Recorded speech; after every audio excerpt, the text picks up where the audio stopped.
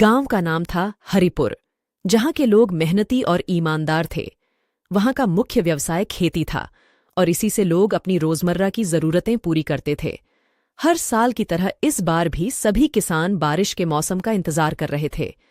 कहानी के मुख्य पात्र रामलाल भी एक साधारण किसान थे। उनके पास 4 एकड़ जमीन थी, जिस पर वह धान की खेती करते थे। रामलाल अपने परिवार के साथ खुशी खुशी जीवन बिता रहे थे। बारिश का मौसम नजदीक आ रहा था और रामलाल ने अपनी जमीन की पूरी तैयारी कर ली थी। खेतों में बीज बो दिए थे और अब बारिश का इंतजार था।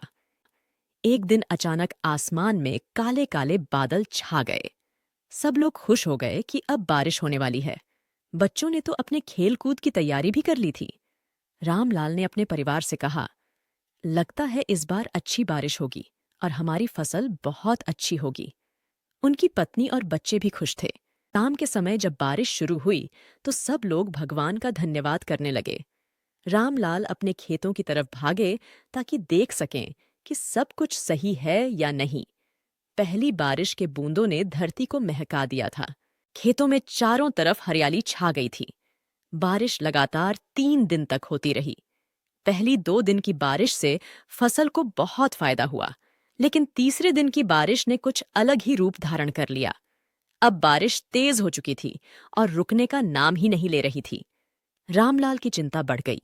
उन्होंने अपनी पत्नी से कहा, अगर ये बारिश ऐसे ही जारी रही तो हमारी फसल को नुकसान हो सकता है। चौथे दिन बारिश और भी तेज हो गई। पानी खेतों में भरने लगा और फसलें डूबने लगीं। रामलाल और गांव के अन्य किसान इस आपदा से बहुत परेशान हो गए। गांव की सरपंच ने सभी किसानों को इकट्ठा किया और कहा, हम सबको मिलकर कुछ करना होगा। हमें पानी निकालने का इंतजाम करना होगा। आखिरकार 5वें दिन बारिश थम गई, लेकिन तब तक बहुत देर हो चुकी थी। रामलाल के खेतों की ज्यादातर फसल पानी में डूब चुकी थी। रामलाल का दिल टूट गया। उन्होंने सोचा, अब क्या होगा? हमारे पास अब खाने के लिए भी अनाज नहीं बचेगा। गांव के सरपंच ने सरकार से मदद की अपील की।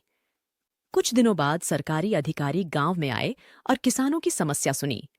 उन्होंने किसानों को मुआवजा देने का आश्वासन दिया और कुछ राहत सामग्री भी दी। रामलाल और उनके परिवार को सरकारी मदद से थोड़ी राहत मिली। इस घटना के बाद गांव के किसानों ने मिलकर एक योजना बनाई कि वे बारिश के पानी को संचय करने के लिए तालाब और बांध बनाएंगे। इससे अगले साल अगर ज्यादा बारिश होती है तो वे उसका सही तरीके से उपयोग कर सकेंगे। रामलाल और गांव के अन्य किसान अब पहले से ज्यादा जागरूक और संगठित हो गए थे। वे समझ चुके थे कि मिलजुल कर काम करने से ही वे किसी भी मुश्किल का सामना कर सकते हैं। वीडियो अच्छी लगी तो चैनल को लाइक और सब्सक्राइब करके बेल आइकन दबाना ना भूले।